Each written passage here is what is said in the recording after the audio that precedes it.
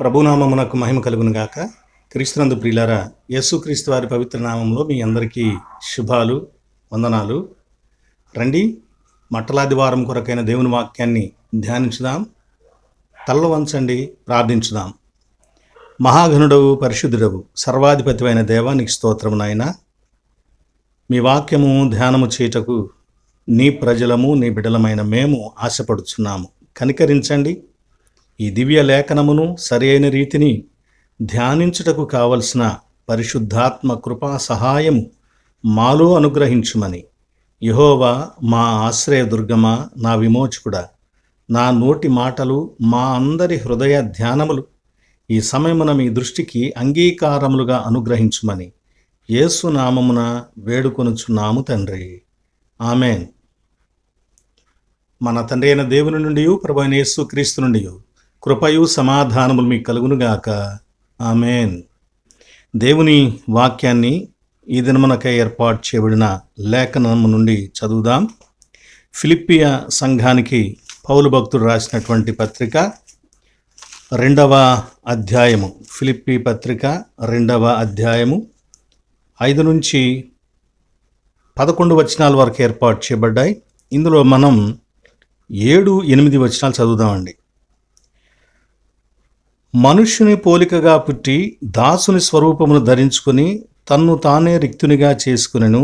మరియు ఆయన ఆకారమందు మనుష్యుడిగా కనబడి మరణము పొందునంతగా, అనగా శిలువ మరణము పొందునంతగా విధేయత చూపిన వాడై తన్ను తాను తగ్గించుకొనెను. మత్తయి సువార్త 21వ అధ్యాయము 1 నుంచి 9 వచనాలు ఏర్పాటు చేయబడ్డాయి. ఇందులో మనం 2వ వచనాన్ని, 3వ వచనాన్ని చదువుదాం. మీ ఎదుటనున్న గ్రామమునకు వెళ్ళుడి. వెళ్ళగానే కట్టబడి ఉన్న ఒక గాడిదయు దానితోనున్న ఒక గాడిద పిల్లయు మీకు కనబడును. వాటిని విప్పి నా యొద్దకు తోలుకుని రండి. ఎవడైనను మీతో ఏమైనను అనిన యెడల అవి ప్రభువునకు కావలసి ఉన్నవని చెప్పవలెను. వెంటనే అతడు వాటిని తోలిపెట్టునని చెప్పి వారిని పంపెను. క్రీస్తునందు ప్రియులారా, యేసుక్రీస్తు వారి పవిత్ర నామములో మీ అందరికీ శుభాలు, వందనాలు. గమనించండి, మీలో మొదటగా చూస్తున్నట్లయితే సబ్స్క్రిప్షన్ చేయండి, అలాగే లైక్ చేయండి, ఇతరులకు కూడా షేర్ చేయాలని మిమ్మల్ని కోరుతున్నాను. ఇక దేవుని వాక్యాన్ని మనం ధ్యానించుకుందామండి. అంతకంటే ముందుగా ఎప్పటిలాగా మనం ఈ వారంలో ఉన్నటువంటి చారిత్రక విషయాలు 1, 2, అలాగే సంఘ సంబంధమైన విషయాలు కూడా ముందు పరిశీలన చేద్దాం. 1919వ సంవత్సరము ఏప్రిల్ 13వ తేదీన ఈ దుర్ఘటన జరిగిందండి. దీనిని జలియన్ వాలాబాగ్ ఊచకోత అంటారు, అమృత్సర్ మారణకాండ అని కూడా పిలుస్తారు. జరిగిన విషయం ఏంటంటే, రౌలత్ చట్టానికి వ్యతిరేకంగా సత్యపాల్, సైఫుద్దీన్ అనేవాళ్ళు తిరుగుబాటు చేసినప్పుడు వారిని అరెస్ట్ చేశారు ఆంగ్లేయులు. వారి అరెస్టును నిరసిస్తూ ఆ రోజున ఒక నిరసన ప్రదర్శన జరుగుతుంది.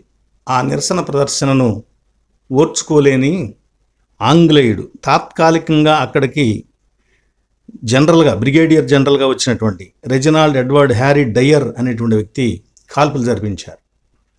బాధాకరం ఏంటంటే 1000 మంది వరకు ఈ కాల్పులలో మరణించడం శోచనీయమైనటువంటి విషయం. పంజాబ్ రాష్ట్రంలో దేశం కొరకు ఇంతగా ప్రేమను కలిగి ఉన్నటువంటి వ్యక్తులను మనము చూడవచ్చు. అలాగే ఏప్రిల్ 14వ తేదీని ప్రపంచ జ్ఞాన దివస్ అని చెప్పుకోవచ్చు. ఎందుకు?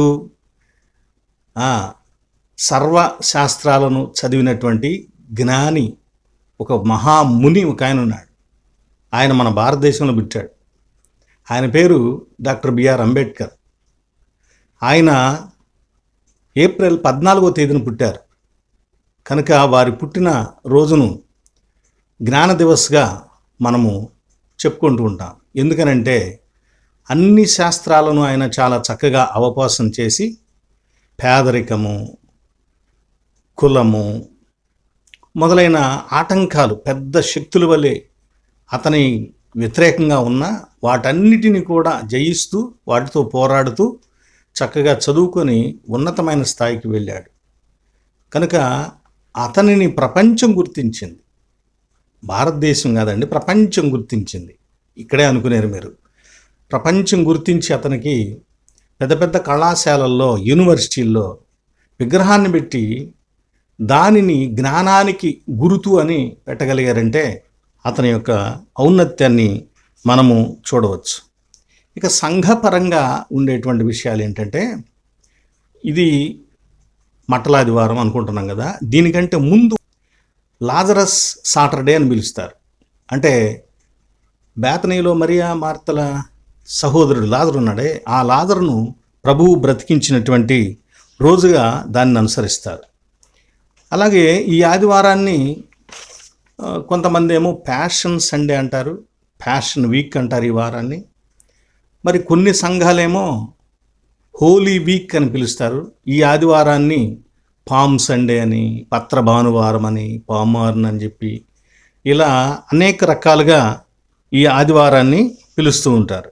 ఇంతకీ ఎవరెవరు అలా పిలుస్తారంటే, ఈస్టర్న్ ఆర్థడాక్స్ సంఘాల వారు దీన్ని ప్యాషన్ సండే అని పిలిచి ఈ వారానికి కూడా ప్యాషన్ వీక్ అని పేరు పెట్టుకున్నారు. యేసుక్రీస్తు వారి యొక్క శ్రమను బట్టి, ఆయన అనుభవించినటువంటి బాధను బట్టి, ఆయన మరణాన్ని బట్టి అలా పెట్టుకున్నారు. అంటే ప్యాషన్ వీక్ ప్రారంభంలో వచ్చింది కనుక ఈ ఆదివారాన్ని ప్యాషన్ సండే అని అన్నారు. వాళ్ళకి ఇది లెంటులో భాగం కాదు. ఎందుకంటే ఈస్టర్న్ ఆర్థడాక్స్ వాళ్ళకి లెంటు నిన్నటి శుక్రవారంతోనే కంప్లీట్ అయిపోద్ది, 40 రోజులు. ఆదివారాలను కూడా వాళ్ళు లెంటు దినాలుగానే పాటిస్తారు. కానీ మనము ఆదివారాలను లెంటు దినాలుగా పాటించము కనుక మనకు శనివారం వరకు కూడా, రేపు వచ్చే శనివారం వరకు కూడా అలాగే ఉంటూ ఉంటుంది.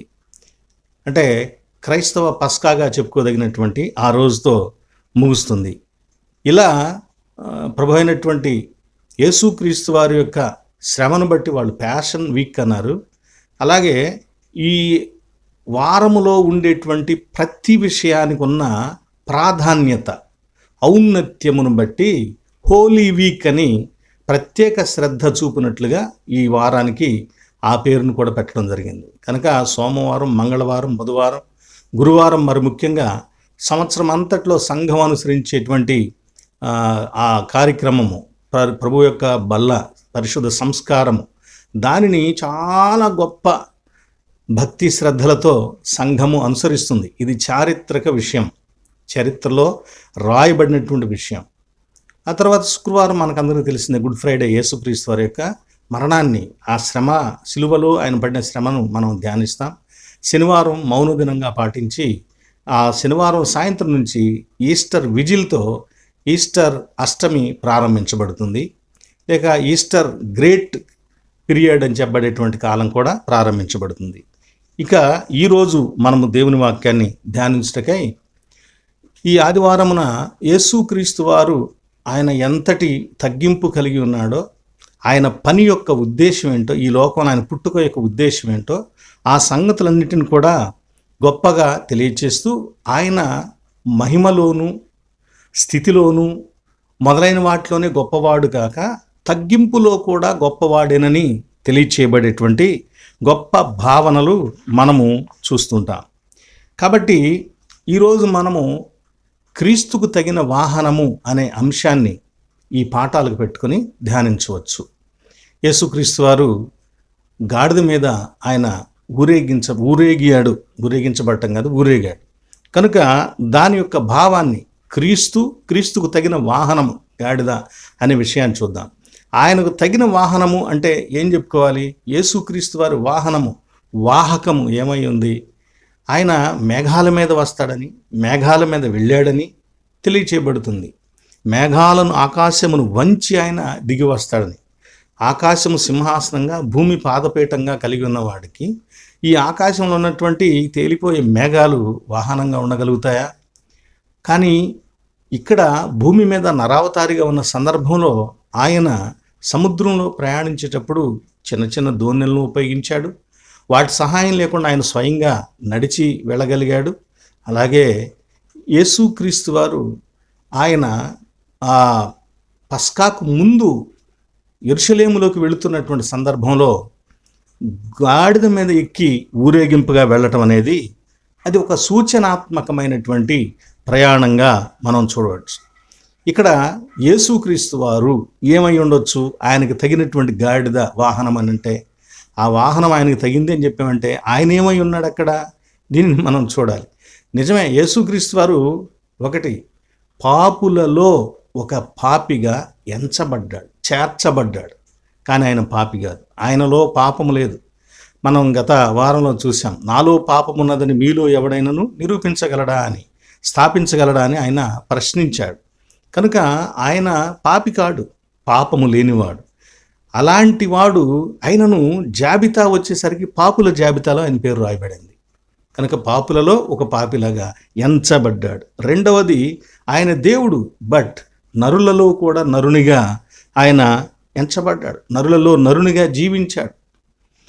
మూడవదిగా ఆయన దేవునిలో అసమాన దేవునిగా ఉన్నాడు. ఏమండి, అసమాన దేవునిగా ఉన్నాడు. తర్వాత బోధకులలో ఒక గొప్ప బోధకునిగా ఉన్నాడు. మహిమలు కనపరచటంలో అత్యద్భుతమైనటువంటి మహిమలను ఆయన కనపరిచాడు. మ్యాజిక్స్ కాదు, గుర్తుపెట్టుకోండి, ఆయన మహిమలను జరిగించాడు. ఇక తగ్గించుకోవడంలో కూడా ఆయనతో సమానంగా తగ్గించుకున్నటువంటి వారు లోకంలో ఎవరు లేరు అన్నంత అసమాన రీతిలో తగ్గించుకున్నటువంటి దేవుడు. ఆ తగ్గించుకున్న స్థితిలో ఆయనకు తగినట్లుగా ఉపయోగించుకోగలిగిన వాహనము ఏదైనా ఉందా అంటే గాడిద. గుర్తుపెట్టుకోండి, ఇప్పుడు యేసుక్రీస్తు వారికి వాహకం ఏది? సంఘమే. సంఘము అంటే నువ్వే, నేనే, మనమే ఆయనకు వాహనంగా పని చేయవలసిన వారమై ఉన్నాం. ఇక రెండో విషయంగా ఫిలిప్పీ పత్రికలో ఆయన తగ్గించుకున్నాడని చెప్పబడింది. కానీ ఒక డౌట్ బైబిల్లో ఉంది. అదేంటంటే హెబ్రీలకు రాసిన పత్రిక 2వ అధ్యాయంలో 7వ వచనం, 6వ వచనం, 5వ వచనం, 9వ వచనం, 14వ వచనం, 15వ వచనం, వీటిల్లో యేసుక్రీస్తు తగ్గించబడినవాడు అని చెప్పబడిందండి. చూడండి, ఒకసారి చదువుతాను. హెబ్రీ 2:7, నీవు దేవదూతల కంటే వానిని కొంచెముగా తక్కువగానిగా చేసితివి అని కీర్తన 8వ సంకీర్తనలో ఉన్నటువంటి 4-6 వచనాల్లో ఉన్నటువంటి అంశాన్ని ప్రవచనాన్ని ఎత్తి చూపిస్తున్నాడు ఈ హెబ్రీ గ్రంథకర్త. ఇలా దేవదూతల కంటే వానిని కొంచెము తక్కువగా చేశావని చెబుతూ 9వ వచనంలోకి వచ్చేసరికి ఏమంటాడంటే, దేవుని కృప వలన ఆయన ప్రతి మనుష్యుని కొరకు మరణము అనుభవించినట్లు దూతల కంటే కొంచెము తక్కువ వానిగా చేయబడిన యేసు అని చెప్పబడింది. కానీ ఫిలిప్పీ పత్రికలో ఏముంది? ఆయన మరణించడానికి ఈ లోకానికి వచ్చి తనను తాను రిక్తునిగా చేసుకున్నాడు, తనను తాను తగ్గించుకున్నాడు అని చెప్పబడింది. ఇంతకీ యేసును ఎవరు తగ్గించారు? ఆయనను తగ్గించగలిగినటువంటి వ్యక్తి ఎవరు? లేదా ఆయన తనను తాను తగ్గించుకున్నాడా? అక్కడ దావీదు భక్తుడు 8వ కీర్తనలోనేమో దేవదూతల కంటే కొంచెం తక్కువగా చేశావు నువ్వు, నరపుత్రిని దర్శించటకు వాడు ఏపాటి వాడు అని అంటాడు. అక్కడ మనకేమనిపిస్తుంది అంటే మానవ జాతిని గురించి భక్తుడు రాస్తున్నాడు అనిపిస్తుంది. కానీ అదే విషయాన్ని ఎత్తి చూపిస్తూ హెబ్రీలకు పత్రిక రాస్తూ ఉన్నప్పుడు ఆ హెబ్రీ పత్రికలో చెప్పబడేటువంటి మాట దేవదూతల కంటే కొంచెము తక్కువ వానిగా చేయబడిన యేసు అని దాని యొక్క నిజమేంటో చెబుతున్నాడు. అంటే యేసుక్రీస్తు వారిని ఎవరో తగ్గించారు, యేసుక్రీస్తును తగ్గించగలిగిన వారు ఎవరో ఉన్నారు అనేటువంటి భావం ఇక్కడ కలుగుతుంది. కానీ పౌలు భక్తుడు ఫిలిప్పీలకు రాస్తున్నప్పుడు ఏమంటున్నాడు? 2వ అధ్యాయంలో 8వ వచనంలో తనను తాను తగ్గించుకున్నాడు, తనను రిక్తునిగా చేసుకున్నాడు అని చెప్పబడుతుంది.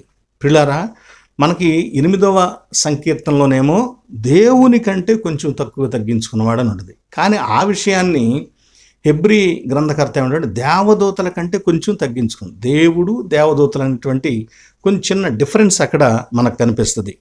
అలాగే నీవు చేసి ఉన్నావు అనే మాట కీర్తనల్లో తెలియచేయబడుతుంది. కానీ చేయబడిన యేసు అని ఇక్కడ 2వ అధ్యాయం 7వ వచనంలో హెబ్రీ పత్రిక తెలియబడుతుంది. నీవు చేసావంటే ఆ చేసిన ఆయన ఎవరో ఉన్నాడు, చేయబడిన యేసు అని అంటే చేసిన ఆయన కూడా ఎవరో ఉన్నారనేటువంటి భావం మనకి ఇక్కడ స్పష్టంగా కనిపిస్తుంది.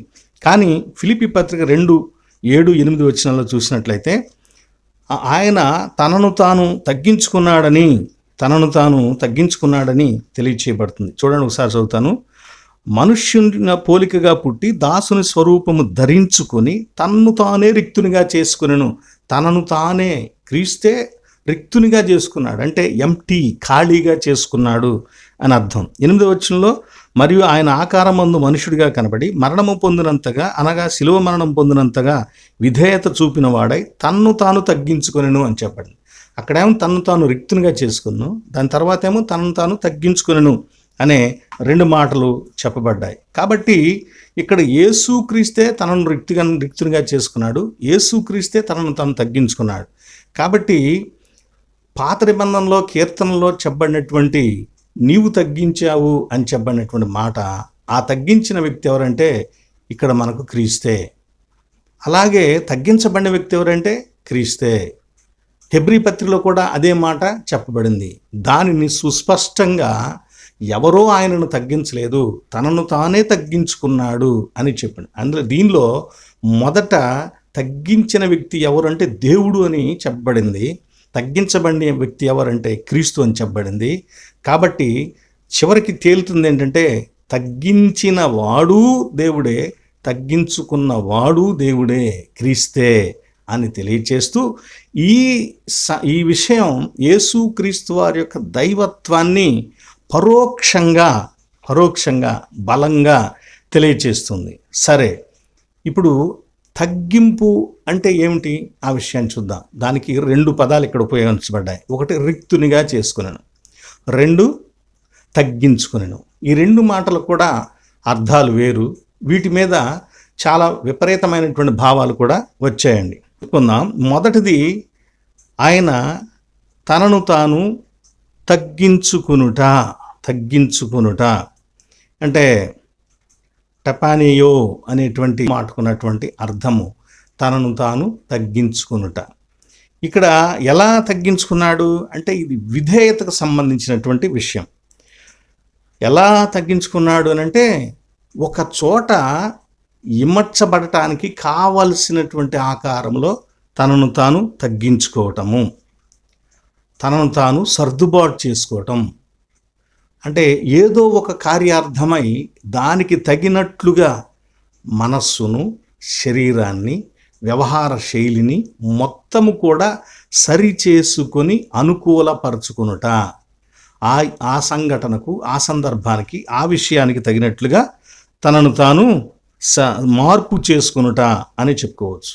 విధేయత అనే మాట ఇక్కడ మనకు స్పష్టంగా కనపడుతుంది. విధేయత అంటే ఏంటండి? నెంబర్ 1, వయసులో పెద్దవారికి వారి మాటలకు వారి వయసును బట్టి గౌరవాన్ని ఇవ్వటం, వారిని సన్మానంగా చూడటం, వారి మాటలను అనుసరించటం. 2, మతపరంగా దేవుని ఆజ్ఞలను సక్రమంగా పాటించటం విధేయత అంటే. ఇలా ఈ విషయాలను సాంఘిక కట్టుబాట్లు, మంచి కట్టుబాట్లు ఉంటాయి, వాటిని కూడా అనుసరించడాన్నే విధేయత అని చెప్పుకోవచ్చు. ఇక్కడ హోదా కూడా అక్కడ తగ్గించబడుతుంది. ఎలాగూ చూడండి, రాజులు ఉండేవాళ్ళు వెనకటి కాలంలో. ఆ రాజులకు కుమారులు ఉండేవాళ్ళు. వాళ్ళు చదువుకోవాలంటే గురువుగారి దగ్గరికి వెళ్ళాలి. గురువుగారి దగ్గరికి వెళ్ళి నేను రాజును అంటే ఆయన విద్య నేర్పడు.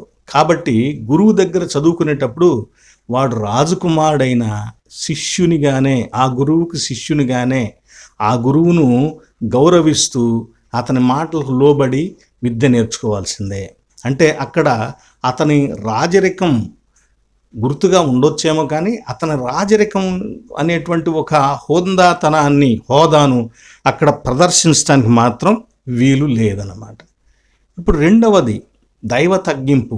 దీనిని ఏమన్నారంటే కెనోసిస్ అనేటువంటి పదంతో తెలియచేశారు. కెనోసిస్ పదం ఎందుకు దేవుడు తగ్గించుకున్నాడంటే ఇక్కడ ఫిలిప్పీ పత్రికలో కూడా మరణము పొందునంతగా అనే మాట తెలియచేయబడుతుంది. మరణమును పొందునంతగా, శిలువ మరణమును పొందునంతగా. అక్కడ హెబ్రీ పత్రికలో కూడా మన అందరి కొరకు మరణమును అనుభవించున్నట్లు అని చెప్పబడింది. ఇదే చాలా ముఖ్యమైనటువంటి సంగతి.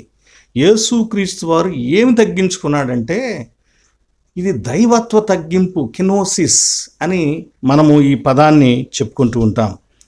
కెనోసిస్ అనేటువంటి మాటకు ఉన్నటువంటి అర్థం ఏంటంటే ఎంప్టీ, రిక్తునిగా చేసుకోవటం. ఫిలిప్పీ పత్రిక 2వ అధ్యాయం 7వ వచనంలో ఈ మాట మనకు తెలియచేయబడుతుంది. NIV న్యూ ఇంటర్నేషనల్ వెర్షన్లో ఎలా ట్రాన్స్లేట్ చేయబడిందంటే ఇది హీ మేడ్ హిమ్సెల్ఫ్ నథింగ్, తనను తాను ఏమీ లేనివానిగా ఆయన చేసుకున్నాడు అని చెప్పబడుతుంది. అయితే ఈ కెనోసిస్ అనేటువంటి రిక్తునిగా చేసుకుని అనేటువంటి మాటకు సంబంధించి ఇది యేసుక్రీస్తు వారు ఎలా తగ్గించుకున్నాడు, ఎలా మార్పు చెందాడు అనే ఆయన నరావతారానికి సంబంధించిన అంతటికీ పెట్టేటువంటి పేరు, ఆ సిద్ధాంతం అంతటికి పెట్టేటువంటి పేరు ఇది.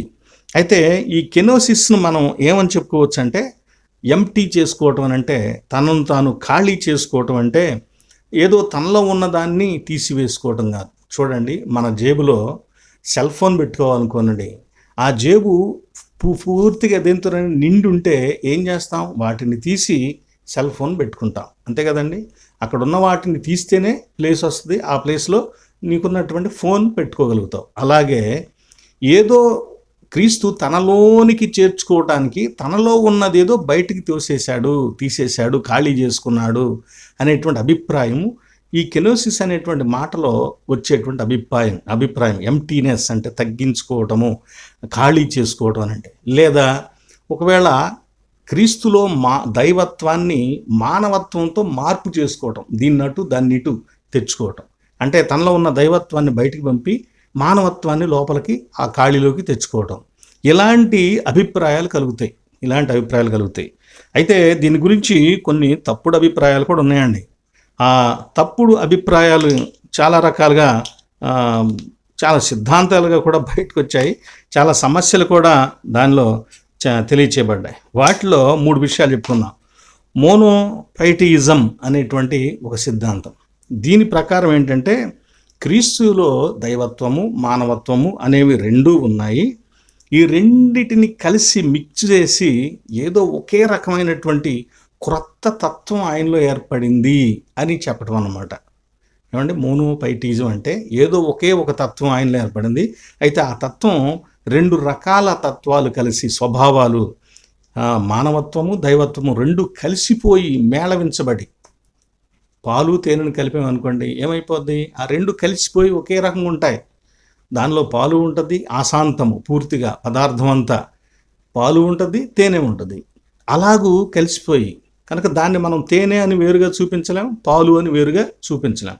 అంటే యేసుక్రీస్తు వారిని ఈ లెక్క ప్రకారం దేవుడు అని చెప్పలేము, నరుడు అని చెప్పలేము. దైవము మానవము కలిసినటువంటి 3వ రకం ఏదో ఏర్పడింది అనేటువంటి అభిప్రాయం దానిలో వస్తుంది. కనుక అది తప్పుడు సిద్ధాంతం. రెండవది యూటికియానిజం అనేటువంటి మరొక సిద్ధాంతం ఉంది. ఇది కూడా పైదాన్ లాంటిదే. అదేంటంటే యేసుక్రీస్తు వారిలో మానవత్వము, దైవత్వము కలిసి ఒకటిగానే ఉన్నాయి. ఆ 2 కొన్ని సందర్భాల్లో అవి ఒక్కొక్కటి ఒక్కో రకంగా బయటపడింది అనే రీతిగా చెప్పబడేటువంటి సంగతి. కానీ ఇది కూడా కరెక్ట్ కాదు. అంటే దైవత్వం బయటకు వచ్చినప్పుడు మానవత్వం లేనట్లు, మానవత్వం లేనట్టు దైవత్వం బయటకు వచ్చినట్టు. అంటే ఇది స్ప్లిట్ మైండ్, ఈ దయ్యం పట్టింది అనేటువంటి పద్ధతుల్లో కొంతమంది మాట్లాడుతూ ఉంటారు చూసారా. కాసేపు ఆ వ్యక్తి యథావిధిగా మాట్లాడుతుంటారు, మళ్ళీ తర్వాత వేరే మాటలు మాట్లాడుతుంటారు. ఇలాంటి పద్ధతి యేసుక్రీస్తు వారి యొక్క అవతారం అది కాదు. తర్వాత నిస్టోరియన్ అనేవాడు దీని మీద అనేక రకాలుగా తెలియచేశాడు. అంటే యేసుక్రీస్తు వారు సగం దేవుడు, సగం మానవుడుగా అలా ఉన్నాడు. అంటే ఒక సగంలో దేవుడు ఉన్నాడు, ఒక సగంలో మానవుడు ఉన్నాడు. అది కొన్నాళ్ళు ఒకళ్ళు కావచ్చు, లేదా ఆయన జీవితకాలం అంతట్లో కూడా అలా చెరుసగంగా ఉన్నాడు అని కూడా చెప్పుకోవచ్చు అని ఇతని అభిప్రాయం. అంటే ఇతని అభిప్రాయం ఏంటంటే యేసుక్రీస్తు వారిని దేవుడు అంటానికి లేదు, నరుడు అంటానికి కూడా లేదన్నమాట. ఇలా యేసుక్రీస్తు వారిని ఆరాధించడానికి వీలు లేనటువంటి తప్పుడు సిద్ధాంతాలను ఎన్నో తీసుకొచ్చారు కెనోసిస్ అనేటువంటి మాటను బట్టి. అని యేసుక్రీస్తు వారు ఆయన చెప్పినటువంటి ఆయన జీవితానికి సంబంధించిన విషయాలు, ఆయన యొక్క నరావతారం యొక్క మూల విషయము ఇది కాదు. తగ్గించుకోవటం అనేటువంటి మాటకు కొన్ని సంగతులు మీకు చెబుతాను, గుర్తుపెట్టుకోండి. యేసుక్రీస్తు వారు నరావతారిగా ఉన్నప్పుడు తన దైవత్వాన్ని పక్కన ఎక్కడ పెట్టలేదు, లేదా దాన్ని నిషేధించుకున్నట్లుగా తాళం వేసి అక్కడ మూలం పడేసినట్టుగా చేయలేదు. రెండవది, యేసుక్రీస్తు వారు తను దేవునితో కూడా ముఖాముఖిగా ఉండేటువంటి, ఆయనతో సమానంగా ఉండేటువంటి స్థితిని ఆయన పక్కన పెట్టాడు. ఆయన తనకు తానుగా పక్కన పెట్టి భూమి మీద జీవించినంత కాలం కూడా ఒక నరుడుగానే ఆయన జీవించడానికి ఇష్టపడ్డాడు. అంతేగాని అది తీసివేయబడింది కాదు. ఎంప్టీ చేయబడటం అంటే తీసివేయబడటం, అలా తీసివేయబడింది మాత్రం కాదు, ఖాళీ చేయబడింది మాత్రం కాదు.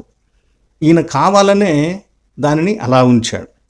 మూడవదిగా, నరావతారంలో యేసుక్రీస్తు తన యొక్క దైవత్వములోని త్రిత్వములో తనకున్నటువంటి వ్యక్తిగత అధికారాన్ని కూడా ఆయన ఉపయోగించుకోలేదు, పక్కన పెట్టటువంటిదే ఉపయోగించుకోలేదు. నాలుగవదిగా, నరావతారంలో యేసుక్రీస్తు వారి యొక్క అసలు విషయం ఏంటంటే, దేవుని చిత్తాన్ని నెరవేర్చడానికి ఒక దాసునిగా తనను తాను సమర్పించుకున్నాడు, తనను తాను ఆయన సిద్ధపరుచుకున్నాడు. ఇదే ఈ కెనోసిస్ అనే మాట యొక్క భావాలు. ఈ 4 విషయాలే దాని యొక్క అసలైనటువంటి అర్థం, రిక్తునిగా చేసుకుని అంటే. అందుకే యేసుక్రీస్తు వారు మార్కు సువార్త 9వ అధ్యాయం 45వ వచనం, మార్కు సువార్తగా ఇది మూల వచనం. దానిలో ఏమని చెప్తాడు? మనుష్య కుమారుడు సేవ చేయించుకోవడానికి రాలేదు, పరిచారము చేయుటకు వచ్చాడు, అనేకులకు ప్రతిగా విమోచన క్రయధనముగా తన ప్రాణము ఇచ్చుటకైనా వచ్చాడని చెప్పబడింది. ఇది యేసుక్రీస్తు వారి యొక్క తగ్గింపు, యేసుక్రీస్తు వారి యొక్క విధేయత. అంటే వీటి ద్వారా ఏం చేస్తున్నాడు ఆయన? దేవునికి లేని ఏదో ఆయన దానిని అనుభవించడానికి ఇష్టపడుతున్నాడు. దేవునికి లేనిది ఏంటండి? దైవత్వానికి మరణం లేదు, మరణం అనేది లేదు. దేవుడు మరణించడు.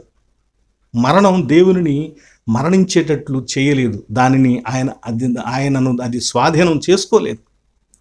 కనుక ఇక్కడ దేవుడు దేవునిగా ఉంటే మరణించలేడు. కాబట్టి ఆయన మరణించడానికి తగినట్లుగా తనను తాను సిద్ధం చేసుకున్నాడు. అలా మరణించడానికి శరీరం కావాలి కాబట్టి ఆయన ఈ లోకంలో కన్యక గర్భంలో శరీరాన్ని ఏర్పాటు చేసుకున్నాడు. గుర్తుపెట్టుకోండి, మాయా శరీరము కానీ, మాయాజాలంగా కానీ, అద్దెకు కానీ శరీరాన్ని తీసుకోవటం కాదు. స్వయంగా ఆయన సాధారణంగా ఒక మనిషి ఎలాగైతే శరీరాన్ని తల్లి గర్భంలో పొందుతాడో అలా పరిశుద్ధాత్మ వలన శరీరాన్ని, సొంత ప్రాణాన్ని, రక్తాన్ని ఆయన కలిగి ఉన్నాడు. కనుక ఆ రక్తాన్ని అంటే ఆ ప్రాణాన్ని విమోచన క్రయధనముగా ఆయన చెల్లించగలిగాడు. అలాగే అనేకుల కొరకు మరణించగలిగాడు.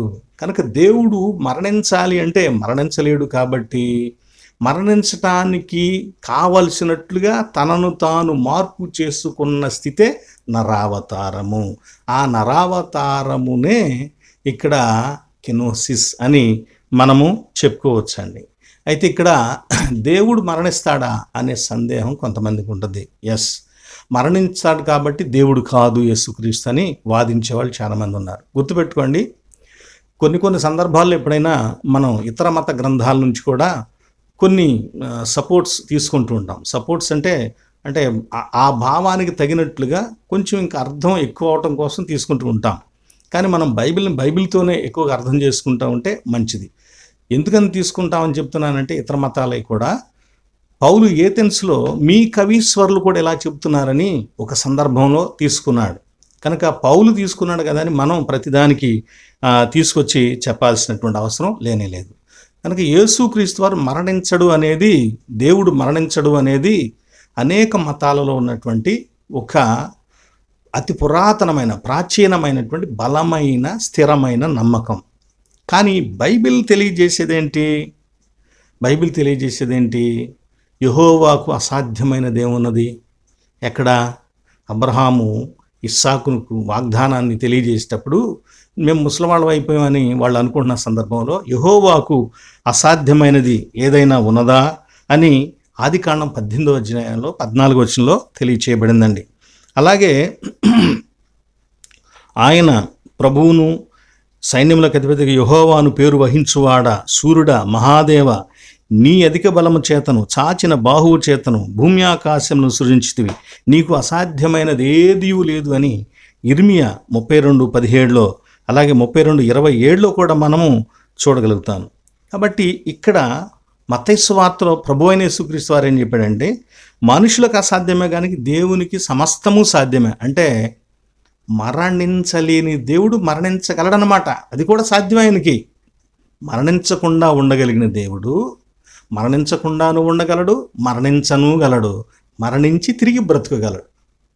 కనుక దేవునికి అసాధ్యమైనది ఏదీ లేదు అని నమ్మే వాళ్లకు దీని గురించి పెద్ద సందేహము ఉండదని నేను నమ్ముతున్నాను. అలాంటి సందేహం ఉండవలసిన పని లేదు. అయితే యేసుక్రీస్తు వారికి దైవత్వ లక్షణాలు ఉన్నాయి. మానవుడిగా ఈ లోకంలో ఉన్న ఆయన దైవత్వ లక్షణాలు కలిగి ఉన్నాడు. కానీ వాటిని ఎక్కువగా ఆయన ఉపయోగించుకోలేదనేది మనం తెలుసుకోవాల్సిన విషయం. ఏంటి దైవత్వానికి ఉండే లక్షణాలు? సుమారుగా 3 చెప్పుకుందాం. ఒకటి, ఒమ్నిషియంట్, ఆల్ నోయింగ్, అన్నీ తెలిసి ఉండటం. రెండవది సర్వశక్తి, ఒమ్నిపొటెంట్, ఆల్ పవర్ఫుల్. మూడవది సర్వాంతర్యామి, ఒమ్ని ప్రెసెంట్, ఎవ్రీవేర్ ప్రెసెంట్. ఇట్లా యేసుక్రీస్తు వారికి 3 లక్షణాలు ఉన్నాయి. ఇక్కడ ఒమ్నిషియంట్ అంటే సర్వజ్ఞానము, ఆల్ నోయింగ్. యోహాను సువార్త 2:24 యేసు అందరినీ ఎరిగినవాడు అని చెప్పబడుతుంది. మార్కు సువార్త 2:8 వారు తమలో తాము ఈలాగున ఆలోచించుకునుట యేసు వెంటనే తన ఆత్మలో తెలుసుకొని, అంటే వారి హృదయాలలో ఉన్న ఆలోచనను కూడా ఆయన తెలుసుకోగలిగాడు. తర్వాత యోహాను సువార్త 13:1 తండ్రి తన చేతికి సమస్తము అప్పగించిననియు, తాను దేవుని యొద్ద నుండి బయలుదేరి వచ్చిననియు, దేవుని యొద్దకు వెళ్ళవలసి ఉన్నదన్నయూ ఎరిగి. ఏమండి, దేవుని యొద్దకు వెళ్ళవలసి ఉన్నది భవిష్యత్, తాను ఏం చేయాలో కూడా భవిష్యత్తులో ఎరిగినటువంటి వాడు. అంటే వ్యక్తులను ఎరిగాడు, వ్యక్తుల హృదయాలను ఎరిగినవాడు, తన యొక్క భవిష్యత్తు ఏంటో ఏం చేయాలో సమస్తం ఎరిగినవాడు, ఎక్కడి నుంచి వచ్చాడో భూతకాలమును ఎరిగినవాడు, ఏమి చెయ్యాలో ఇక్కడ ప్రస్తుత కాలాన్ని ఎరిగినవాడు, భూత భవిష్యత్ వర్తమాన కాలాలను ఎరిగినటువంటి వాడు, వ్యక్తుల హృదయాలను కూడా ఎరిగినటువంటి వాడు అయి ఉన్నాడు. కనుకే పేతురు భక్తుడు అంటాడు అక్కడ, ప్రభువా, 3వసారి అడుగుతాడు, నన్ను ప్రేమిస్తున్నావా అన్నప్పుడు అప్పుడు అంటాడు, ప్రభువా, నీవు సమస్తమును ఎరిగినవాడు, నీకే తెలుసు అని తెలియచేస్తాడు సముద్రం దగ్గర. కాబట్టి ప్రియ సహోదరి సహోదరులారా, యేసుక్రీస్తు వారిలో ఈ సర్వజ్ఞత, సర్వజ్ఞానము అనేటువంటి ఈ స్థితి ఉంది, దైవ లక్షణం ఉంది. రెండోది ఒమ్ని పొటెంట్ అంటే పవర్ఫుల్, సర్వశక్తి కలిగినటువంటి దేవుడు. ఆయన బాల్య దశలోనే బాలుడు జ్ఞానముతోనూ నిండుకొనుచు ఎదిగి బలము పొందుచుండెను. బలము, అధికారము, ఈ బలము, అధికారము, పవర్, శక్తికి సాదృశ్యంగా ఉంది. లూకా 4:14 కూడా ఆ విషయం చెప్పబడుతుంది. యేసుక్రీస్తు వారు మత్తయి సువార్త 28:18 నాకు సర్వాధికారము ఇయ్యబడి ఉన్నదని తెలియచేశాడు. మూడవదిగా సర్వాంతర్యామి, అన్ని స్థలాలలో ఒకే కాలంలో ఉండగలిగినటువంటి వాడు. ఎలాగూ ఎక్కడ 2-3 కూడి ఉంటారో వారి మధ్య నేను ఉంటానని చెప్పినటువంటి ప్రభు. అంటే ఒకే స్థలంలో ఒకే సమయంలో అనేక చోట్ల ప్రార్థిస్తూ ఉంటారు భక్తులు. అన్ని చోట్ల కూడా ఉండగలిగినటువంటి వాడు. పరలోకంలోనూ ఉంటున్నాడు, వ్యక్తుల దగ్గర కూడా ఉంటున్నటువంటి గొప్ప దేవుడు. ఇది యేసుక్రీస్తు వారి యొక్క దైవత్వం. తగ్గించుకున్నను ఆయన తన యొక్క దైవత్వాన్ని గురించి వ్యక్తం చేసినటువంటి, రూఢిపరచినటువంటి కొన్ని సూచనలు అని మనం చెప్పుకోవచ్చు. కాబట్టి ప్రియ సహోదరి సహోదరులారా, యేసుక్రీస్తు వారి యొక్క నరరూప ధారణలో 3 రకాలైనటువంటి రెండు విషయాలు మనం తెలుసుకోవాలి. ఆయన తగ్గింపులో, ఆయన రిక్తునిగా చేసుకోవడంలో ఉన్నటువంటి రెండు విషయాలు. నంబర్ 1, ఆయన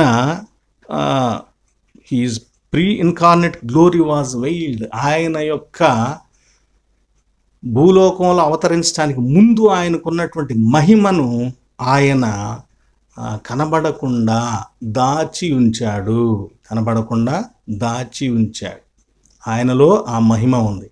దానిని రూపాంతరములో మానవ జాతికి చూపించాడు. అలాగే ఆయన సమస్తము ఎరిగినవాడు. అయినను తండ్రికి సమస్తం తెలుసు, ఏ కాలంలో ఏది జరగాలో ఆయన జరిగిస్తాడు అని మనుష్యుడు కానీ పరలోకం మంది దూతలు కానీ ఎవ్వరు కూడా ఆ గడియను ఎరగరు అని మత్తయి సువార్త 24:36 తెలియచేశాడు. ఆయన ఎరిగి ఉండి కూడా, అంటే ఆయన దైవత్వపు లక్షణాలను ఆయన ఉపయోగించుకోవట్లేదు. తగ్గించుకున్నాడు, రిక్తిని చేసుకున్నాడు అనే అంశంలో, అనే భావంలో మనం వీటిని చెప్పుకుంటున్నాం. అలాగే ఇంకొక రెండు ఏంటంటే, ఒకటి ఆయన నరావతారములో సేవకునిగా పని చేయటానికి నిర్ణయించుకుని అలా ఆయన రిక్తునిగా జన్మించాడు. అలాగే రెండవదిగా మరణించటానికి వీలుగా ఆయన మానవ శరీరాన్ని ధరించుకున్నాడు. మరణించడం అనేటువంటి పనిని కూడా ఆయన చేయటానికి. అందుకే ప్రకటన గ్రంథంలో అంటాడు, నేను మరణించి తిని గాని యుగ యుగములు సజీవుడనే అని తెలియచేస్తాడు. ఇక ప్రియులారా, మూడవ విషయం ఏంటంటే, ఆయన శరీరము నంబర్ 1 అది దీన శరీరము. తల్లి గర్భంలో ఆయన పొందుకున్న శరీరము దీన శరీరము. పునరుద్ధాన గర్భములో ఆయన పొందుకున్నది మహిమ శరీరము. కాబట్టి ఆయన తగ్గింపులో ఇలాంటి చాలా దీవెనకరమైనటువంటి జతలు మనకు తెలియచేయబడుతూ ఉన్నాయి. ఇలా యేసుక్రీస్తు వారు తనను తాను రిక్తునిగా చేసుకుని తగ్గించుకున్నాడు. అలా తగ్గించుకున్న సందర్భంలో ఆయన ఉపయోగించుకోవటానికి ఆయనకు తగిన వాహనం ఏదంటే గాడిద. కనుక గాడిదను యేసుక్రీస్తు వారు ఉపయోగించుకున్నాడు. అందుకనే మన అంశానికి, ఈ సందేశానికి పేరు యేసుక్రీస్తుకు తగిన వాహకము అనేటువంటి భావాన్ని ఏర్పాటు చేసుకున్నాం. ప్రియులారా, గాడిదను గురించి కొన్ని విషయాలు మనం చూద్దాం. గాడిద దైవీకమైనటువంటి భావంలో నుంచి కొన్ని సంగతులు చూద్దాం. వాటిని టూకీగా తెలియచేస్తాను. మనకందరికి బాగా తెలిసినవే కాబట్టి చాలా తక్కువ మాటలతో చెప్పాలనుకుంటున్నాను. నంబర్ 1, గాడిద చారిత్రకంగా మనం చూసినట్లయితే పితరులు ఉపయోగించిన వాహనం ఇది. పితరులు అబ్రహాము ఇస్సాకును బలి అర్పించడానికి దేని మీద వెళ్ళాడు? గాడిదకు గంతలు కట్టి కట్టెలను దాని మీద పెట్టి కుమారుని కూర్చోబెట్టుకుని తీసుకొని వెళ్ళాడని చెప్పబడింది కదా. పితరులు ఉపయోగించారు. అలాగే యోసేపు దగ్గరికి ఐగుప్తులోకి యాకోబు కుమారులు దేని మీద వెళ్ళారు? గాడిదల మీద వెళ్ళి ఆహారపు మూటలను తీసుకుని వచ్చారు. కనుక పితరులు ఉపయోగించినటువంటి వాహనము, ఇశ్రాయేలీల పూర్వీకులు ఉపయోగించిన వాహనము గాడిదలు. అలాగే గాడిద ఆజ్ఞలలో కూడా ఉంది. ఇశ్రాయేలీలకు దేవుడిచ్చిన ఆజ్ఞలలో గాడిదను కూడా చెప్పాడు. ఆయన ఏమని చెప్పాడు? నీ పొరుగువాని ఎద్దునైనను గాడిదనైనను అతని ఇల్లు అయినను కదా.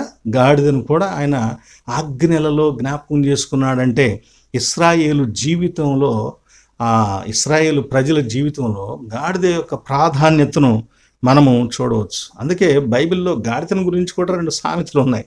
ఇంకా సామెతలు తెలుసుంటే మీకు కామెంట్లో పెట్టండి. గాడిదని గురించి 2 సామెతలు. నంబర్ 1 ఏంటంటే, యోబు గ్రంథంలో 11వ అధ్యాయం 12వ వచనంలో, అయితే అడవి గాడిద పిల్ల నరుడై పుట్టిన నాటికి కానీ బుద్ధిహీనుడు వివేకి కాడు అని చెప్పబడింది. ఏమండి? 2వ సామెతల గ్రంథం 26వ అధ్యాయం 3వ వచనంలో, గుర్రమునకు చబుకు గాడిదకు కళ్ళెము మూర్ఖుల వీపునకు బెత్తము అని సామెత చెప్పబడింది. కనుక గాడిద ఆజ్ఞల్లోనూ ఉంది, పూర్వీకుల జీవితంలోనూ ఉంది, అలాగే మనుషులు చెప్పుకునే సామెతల్లో కూడా ఉంది. అవును, ఇంతకు మనం మన ప్రాంతంలో ఒక గాడిద గుడ్డేం కదూ అంటుంటాం చూసారా. గాడిద గుడ్డేం కదూ అని అంటుంటాం. ఏంటది? అది పూర్వకాలంలో దొరలు అంటే ఆంగ్లేయులు మన దేశంలో గుర్రాల మీద వాళ్ళు ప్రయాణం చేసేటప్పుడు ఆ ఎత్తైన గుర్రం మీదకి అక్కడ God is good, he give piece అని చెప్పేసి అనేవాడు. అంటే దేవుడు మంచివాడు, ఆయన సమాధానాన్ని ఇస్తాడు అని చెప్పేవాడు. అది వీళ్ళకి అర్థం కాక కింద నుండి చూస్తా ఏదో గాడిద గుడ్డు అనేది అంటున్నాడు అని చెప్పేసి అప్పటి నుంచి గాడిద గుడ్డేం కాదు అని చెప్పుకోవడం అలవాటు అయిపోయింది. గాడిద గుడ్డేం కదని. అట్లాగూ గాడిద గుడ్డు అనేటువంటి సామెత కూడా ఒక ఊత పదం, జాతీయంలాగా మన యొక్క తెలుగులో కూడా వచ్చింది. పిల్లరా, సంసోను జీవితంలో గాడిద దాని దవడ ఎముక విజయాన్ని చేకూర్చింది. గాడిదను వాస్తవంగా ఇశ్రాయేలీలు ఎక్కువ ఉపయోగించాలి. గుర్రాలను ఉపయోగించడానికి దేవుడు అంగీకరించలేదు. గుర్రములను నమ్ముకోవద్దు అని అంటాడు. గుర్రాలున్న వాళ్ళకంటే మీరు బలంగా ఉంటారని చెప్తాడు.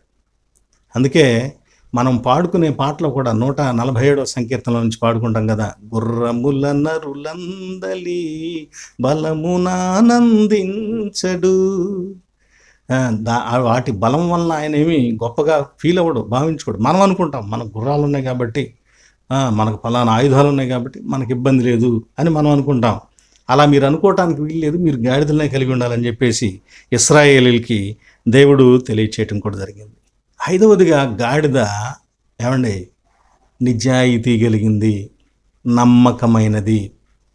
ఎలా? దేవుడే చెప్పాడు. అవును, యెషయా గ్రంథం 1వ అధ్యాయం 3వ వచనం, ఎద్దు తన కామందు నెరుగు, గాడిద తన సొంత వాని దొడ్డిని ఎరుగును అని. అంటే గాడిదకున్న బుద్ధి లేదు మీకు అని ఆయన చెబుతున్నాడు. అయితే గాడిదకున్నటువంటి గుణం అక్కడ ఏం చెప్పబడింది?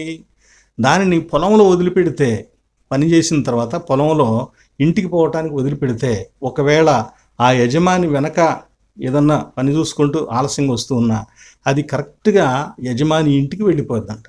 ఎద్దు కూడా అలాగే యజమాని ఇంటికి వెళ్ళిపోద్దంట కదా. అంటే వాటికి ఒక నీతి, ఒక కట్టుబాటు, ఒక పద్ధతి, ఒక నమ్మకత్వం ఉంది. ఇప్పుడు మనం కార్లు కానీ బండ్లు కానీ కళ్ళు తెరిచి జాగ్రత్తగా నడుపుకుంటే వెళ్తాం, లేకపోతే ఆ క్షణంలోనే చెప్పలేం. కానీ ఇంత ముందు కాలంలో ఎడ్ల బళ్ళు, దున్నపోతుల బళ్ళు మొదలైన బళ్ళును తోలుకెళ్ళేటువంటి వ్యక్తులు కొన్నిసార్లు కొంత దూరం వెళ్ళిన తర్వాత అలసిపోయి పండుకుంటే అవి నడిచి నడిచి నడిచి ఇంటికి తీసుకొచ్చేస్తాయి చక్కగా వెళ్ళని. కాబట్టి వాటికి ఉన్నటువంటి ఆ జ్ఞానము, నమ్మకత్వము ఇశ్రాయేలీయులకు లేకుండా పోయింది అని ప్రభువు తెలియచేస్తూ ఉన్నాడు. 6వదిగా ఇక్కడ ఈ గాడిద యేసుక్రీస్తు వారిని మెస్సియాగా చూపిస్తూ ఉంది, రాజుగా ప్రకటిస్తూ ఉంది. గాడిదల మీద తిరిగేది ఎవరంటే, కంచర గాడిదల మీద ఇశ్రాయేలీల రాజులు, రాజకుమారులు తిరుగుతారు. అబ్షాలోము కూడా తిరిగాడు కదా. అలాగే దావీదు కూడా సొలొమోనును రాజుగా చేయమన్నప్పుడు నా యొక్క కంచర గాడిదని తీసుకుని వెళ్ళి నా కుమారుడైన సొలొమోనును రాజుగా అభిషేకించండి అన్నాడు. ఆ కంచర గాడిద మీద ఎక్కి కూర్చోవటం, దాని మీద ప్రయాణం చేయటం అనేది రాజరికానికి, రాజుకు గుర్తుగా చెప్పబడింది యూదుల సాంప్రదాయంలో. కనుక స్నేహితులారా, యేసుక్రీస్తు వారు కూడా ఆ గాడిద పిల్ల మీద ఎక్కి వస్తున్నాడు అని అంటే ఆయన ఏమని తనను తాను ప్రదర్శించుకుంటున్నాడు? గాడిదను బట్టి మీరు తెలుసుకోండి, నేనే మీరు ఎదురు చూస్తున్నటువంటి రాజును, అంటే మెస్సియాను అని తనను గురించి ప్రకటిస్తూ ఉన్నాడు. గాడిద యేసుక్రీస్తు వారు ఎవరో చెబుతున్నటువంటి ఒక గొప్ప బలమైన సూచన. యేసుక్రీస్తు వారి యొక్క రాజరికానికి సూచనగా ఈ గాడిద మనకు కనిపిస్తుంది. అలాగే గాడిద భారము మోస్తుంది. 7వదిగా చూస్తే గాడిద ఏం మోస్తుందండి? భారం మోస్తుంది. ఏ భారం మోస్తుంది? దాని పేరే భారవాహకము. సియోను కన్య అనేటువంటి పాటలో భక్తుడు రాస్తాడు, పాయక నీరాజు భారవాహకమెక్కి బాలా స్తోత్రములతో బయలు దేరి వచ్చే సియోను కన్య. భారములు మోసేది యేసుక్రీస్తు అన్నాడు, ప్రయాసపడి భారము మోసుకొని పోవచ్చున్న వాళ్ళ నా యొద్దకు రండి, నేను మీకు విశ్రాంతినిస్తానంటే మీ భారం నేను మోస్తాను. ఆయన అనుదినము మన భారము వహించుచున్నాడు. గాడిద బరువులు మోస్తుంది. ఇశ్రాయేలీల పితరులు, ఆ 12 మంది గోత్రకర్తలు వాళ్ళు అదే చేశారు. గాడిదలను తీసుకొని వెళ్ళి ఆహారాన్ని వాటి మీద తెచ్చుకున్నారు. ఆ మూటలను అవి మాత్రమే మోయగలవు. కనుక బరువులు మోయటానికి పనిచేస్తుంది. యేసుక్రీస్తు వారు కూడా పాపపు బరువు, ఒక వ్యక్తి కాదు, సకల మానవుల యొక్క పాపపు బరువును ఆయన మోస్తూ ఉన్నాడు. దానికి గుర్తుగా ఈ భారవాహనమును ఆయన ఎక్కి వస్తూ ఉన్నాడు. గాడిద ప్రవచనాన్ని నెరవేరుస్తూ ఉందండి. 8వదిగా చూస్తే గాడిద ప్రవచనాన్ని నెరవేరుస్తుంది. ఎక్కడ? ఆమోసు మహాశయుడు చెప్పాడు. ఆయన ఒక పశువులను మేపుకునే ఆయన చెబుతున్నాడు, ఇదిగో సియోను కుమారి, నీ రాజు వచ్చున్నాడు, నీతిపరుడు, సాత్వికుడై గార్ధబమును ఎక్కువస్తున్నాడు అని తెలియచేస్తాడు. గాడిదను, గాడిద పిల్లని ఎక్కువస్తున్నాడు అని చెప్తాడు. కాబట్టి స్నేహితులారా, ఆ ప్రవచనం నెరవేరినట్లుగా యేసుక్రీస్తు వారు మీరు వెళ్ళి అక్కడ ఆ ఊర్లో ప్రవేశించగానే వెళ్ళండి, తలవాకిట్లో కట్టేసినటువంటి గాడిద పిల్లను విప్పుకొని రండి, ఎవరైనా మాట్లాడితే ఇది ప్రభువుకు కావాలని చెప్పండి, వాళ్ళకి తోలి పంపుతారని. అలాగే వాళ్ళు వెళ్ళారు, తోలుకొని రావటం కూడా జరిగింది. కనుక గాడిద పాత నిబంధన ప్రవచనాన్ని నెరవేరుస్తూ యేసుక్రీస్తు వారితో కూడా కలిసి యెరూషలేములో నడుస్తూ ఉన్నది. కాబట్టి ప్రియ సహోదరి సహోదరులారా, యేసుక్రీస్తు వారు సకల మానవ రక్షణ దాత. వారి రక్షణ కోసమై చేయవలసిన పని చేయబోతున్నాడు. పాప భారాన్ని మోసుకొని వెళ్ళి దాన్ని దూరంగా పారవేసి మనల్ని పవిత్రులుగా చేయబోతున్నాడు అని గాడిద చెప్పకుండానే అది చేసి తన పని ద్వారా మానవ జాతికి బోధను తెలియచేస్తూ ఉంది. తర్వాత కాలంలో శిష్యులంట యేసుక్రీస్తు వారు పునరుద్ధానుడు అయిన తర్వాత ఆ గాడిద యజమాని దగ్గరికి వెళ్ళి దాన్ని వాళ్ళు కొని భద్రం చేశారంట. ఇంకా ఎప్పుడు ఎవరు దీని మీద ఎక్కడానికి వీలు లేదని. కనుక యేసుక్రీస్తు వారికి తగిన గాడిదది. ఎలా? ఆయన పరిశుద్ధుడు, పవిత్రుడు, నిర్దోషి, పాపులలో చేరక ప్రత్యేకంగా ఉన్నవాడు అని చెప్పారే. యేసుక్రీస్తు వారు దానిని ఎన్నడూ ఎవడును ఎక్కలేదు, ఉపయోగించలేదు. కనుక పవిత్రంగా ఉన్నది, రెడీగా ఉంది. మనం మన పనిలో ఉపయోగించుకోవటానికి, నేను దేవునిగా దానిని ఉపయోగించడానికి సిద్ధంగా ఉంది. అది సరి అయినది, అది కూడా పవిత్రంగా ఈ పని కోసమే ఉంది అని ప్రభువు దాని గురించి చెప్పాడు. కనుక ఆయన పవిత్రతకు తగినట్లుగా అది కూడా ఆయన పని కోసం తాను పరిశుద్ధంగా ఉన్నది. కనుక ఈ గాడిద రాజరికాన్ని తెలియచేస్తుంది. బహుశా శిష్యులు ఆ గాడిదని చూసినప్పుడు అప్పుడప్పుడు వాళ్ళకి తెలియకుండా ఒక పూనకం వచ్చేదేమో గాడిదని చూసినప్పుడు. ఎందుకంటే యేసుక్రీస్తు వారికి సంబంధించిన చాలా విషయాలండి యోహాను సువార్తికుడు ఉన్నాడే, ఆయన జాగ్రత్త చేసేవాడు. ఎందుకంటే మరియమ్మ చనిపోయే వరకు కూడా ఆయన మరియమ్మ గారిని భద్రంగా చూసుకున్నాడు. కనుక ఒక చోట ఉన్నాడు, మిగిలిన శిష్యులందరూ కూడా తిరుగుతూ ఉన్నారు. కాబట్టి యేసుక్రీస్తు వారికి సంబంధించిన ఏ విషయాలైనా కొన్ని భద్రం చేయాల్సి వస్తే ఆయన దగ్గర భద్రం చేశారు. కనుక ఈ గాడిదని కూడా బహుశా అక్కడే భద్రం చేసి ఉంటాడు. అందుకే ఆయన పద్మసు ద్వీపంలో ఉండి దర్శనంలో బహుశా గాడిద గుర్తొచ్చింది. వెంటనే అంటాడు, ఓ ఆయన రాజులకు రాజు అని అంటాడు. ఆయన రాజులకు రాజు. యేసుక్రీస్తు వారి యొక్క రాజరికాన్ని, మెస్సియా అనేటువంటి సంగతిని గాడిద గుర్తొచ్చినప్పుడల్లా వాళ్ళకి బలాన్ని ఇచ్చింది ఆ మాట చెప్పడానికి. పౌలు కూడా అంటాడు, బహుశా పౌలు కూడా అదే కాలంలో ప్రభువుని నమ్ముకున్నాడు కనుక ఆ గాడిదని, ఆయన ఎక్కిన గాడిదని చూసి ఉండొచ్చు. దాన్ని చూడంగానే కలిగిందేమో, సమీపింపరాని తేజస్సులో ఆయన మాత్రమే వహించుచు ఆయన అమరత్వం గలవాడై ఉన్నాడు, ఆయన రాజులకు రాజు అని తిమోతికి తెలియచేస్తాడు. గాడిద ఎంత గొప్ప ప్రోద్బలాన్ని, ప్రోత్సాహాన్ని ఇచ్చిందండి. ఎంత బలాన్ని ఇచ్చింది వాళ్ళు ప్రభు అయిన యేసుక్రీస్తు అని రాజుగా ప్రకటించడానికి. నువ్వు నేను క్రీస్తుకు ఎలాంటి సాక్షులంగా ఉన్నాం? ఒక గాడిద మనం చాలా తేలిగ్గా మాట్లాడతాం, అనేకులను అవమానపరచడానికి ఉపయోగించుకుంటాం గాడిదను. కానీ యేసుక్రీస్తు వారు దానినే ఉపయోగించుకున్నాడు. ఆయన తన దాసత్వాన్ని, పాపభారం మోసేటువంటి ఆ భారం మోసే స్థితిని, తన తగ్గింపును, ప్రవచన నెరవేర్పును, తన యొక్క మెస్సియా రాజరికాన్ని, వీటన్నిటినీ కూడా తెలియచేయటం కోసం ఆయన ఒక సూచనగా, ఒక సింబాలికల్గా గాడిద మీద ఊరేగాడు. తనంతట తన గాడిద మీద ఆయన యెరూషలేములోకి వెళ్ళాడు.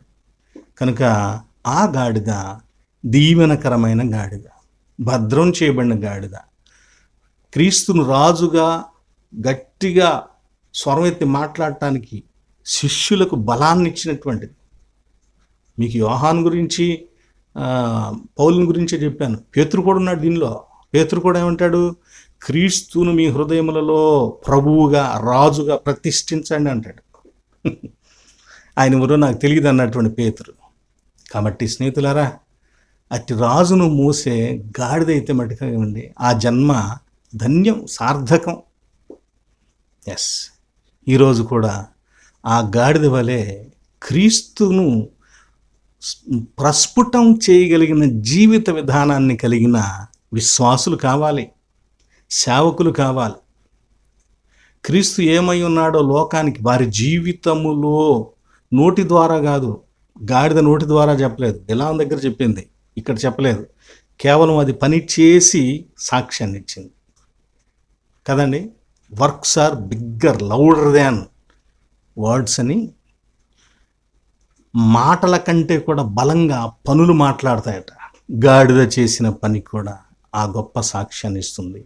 అందుకే ఈరోజు మనం ఆ గాడిదను గురించి కూడా ఇంతగా మాట్లాడుకోగలుగుతున్నాం. ప్రియ స్నేహితుడా, దాని మీద ఎక్కిన ప్రభువు వలె తగ్గింపును కలిగి ఉండాలని నిన్ను కోరుకుంటున్నాను, మనవి చేస్తున్నాను. దయచేసి క్రీస్తు వలె, ఆ గాడిద వలె మనం తగ్గించుకుందాం, ఆయనను రాజుగా హెచ్చించుదాం.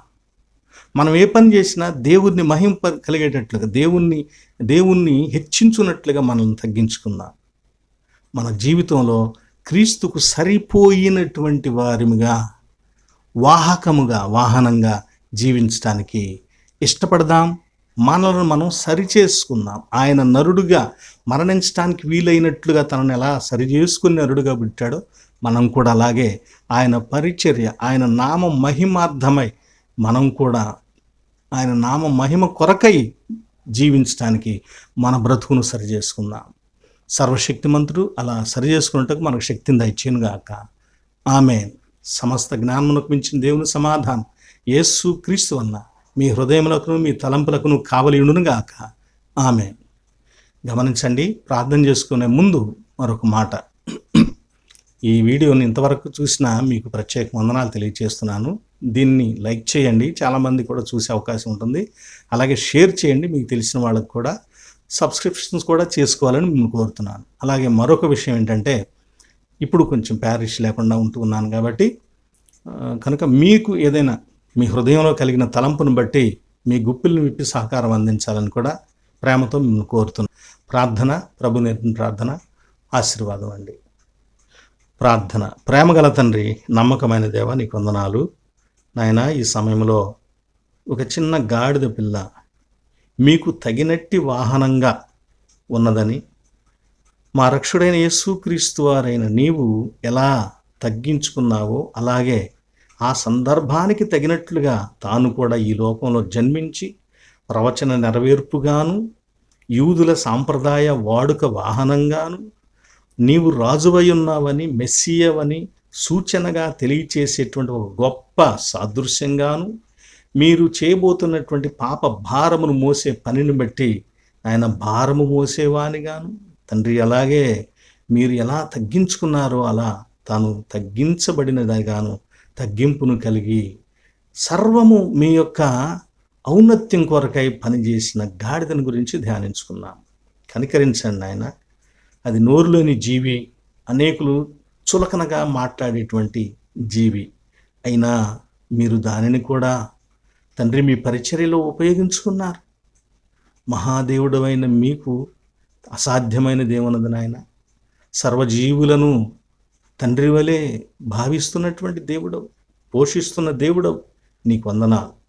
మేము కూడా తండ్రి అదే రీతిగా మమ్మల్ని మేము తగ్గించుకొని మీ పనికి, మీ పరిచర్యకు, మీ బోధకు తగినట్లుగా జీవించటకు మాలో, మా జీవితంలో సర్దుబాటు చేసుకునేటువంటి శక్తి, అలాంటి మార్పు చెందగలిగినటువంటి మార్చుకునే బలం మాకు దయచేయండి. మార్పు చెందని స్థిరమైన రాతి వంటి గుండె కంటే మెత్తని హృదయం మాకు దయచేయండి. ఆశీర్వాదంగా అనుగ్రహించండి నాయన. ఈ శిలువ ధ్యానముల కాలములోను, ఈ పత్రభాను వారమున తండ్రి ఈ ధ్యానమును వీక్షించిన బిడ్డలను ఆశీర్వదించండి. మా ప్రభువా, మా కుటుంబాలలో, మా సంఘాలలో, మా బంధువులలో రోగములతో ఉన్న బిడ్డలను కనికరించి స్వస్థపరచండి నాయన. వారిని ముట్టి బాగు చేసి ఆరోగ్యం దయచేయండి. మా ప్రభువా, కనికరించి ప్రతి కుటుంబంలో సమాధానము, నెమ్మది దయచేయండి. అయా, మీ యొక్క దయ ఎల్లప్పుడూ మా అందరి పట్ల సమృద్ధిగా అనుగ్రహించుమని. రిజల్ట్ కోసం బిడ్డలు ఎదురు చూస్తూ ఉన్నారు. అట్టి బిడ్డలందరికీ మంచి రిజల్ట్స్ దయచేయండి తండ్రి. ఎవరెవరు ఏ అవసరతలో ఉన్నారో ప్రతి వారి అవసరతను మీ పాదాల దగ్గర ఉంచుతున్నాం. కనికరించి అట్టి అవసరతలు తీర్చి సంతృప్తిపరచి మీరు గొప్పగా మహిమ పొందమని యేసుక్రీస్తు వారి శక్తి కలిగిన నామమున ప్రార్థిస్తున్నాం తండ్రి. ఆమెన్. పరలోకమందున్న మా తండ్రి, నీ నామము పరిశుద్ధపరచబడునుగాక, నీ రాజ్యము మాకు వచ్చునుగాక, నీ చిత్తము పరలోకమందు నెరవేరుచున్నట్లు భూమి యందు నెరవేరునుగాక. మా అనుదిన ఆహారము నేడు మాకు దయచేయము. మా ఎడల అపరాధము చేసిన వారిని మేము క్షమించి ఉన్న ప్రకారము మా అపరాధములను క్షమించుము. మమ్మను శోధనలోనికి తేక దుష్టులను తప్పించుము. రాజ్యము, శక్తియు, మహిమ నిరంతరం నీవై ఉన్నవి తండ్రి. ఆమేన్. మన పరమ తండ్రి అయిన దేవుని ప్రేమయు, ప్రభు అయిన యేసుక్రీస్తు వారి కృపయు, పరిశుద్ధాత్మ దేవుని యొక్క అన్యోన్య సహవాసము సదా మీతో కూడా ఉండి మిమ్మల్ని ఆశీర్వదించునుగాక. Amen, amen, amen. మీ అందరికి వందనాలండి. సెలవు. God bless you.